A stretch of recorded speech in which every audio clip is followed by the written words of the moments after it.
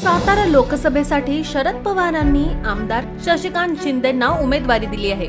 दुसरीकडे महायुतीने अद्याप ठरवलं नसलं तरी उदयनराजेंची उमेदवारी जवळपास निश्चित मानली जात आहे।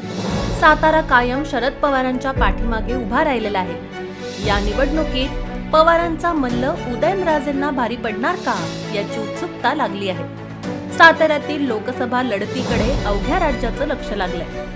उमेदवार जाहीर करायला पुरेसा वेळ घेत अखेर पवारांनी साताऱ्यातून शशिकांत शिंदेंना मैदानात उतरवलंय।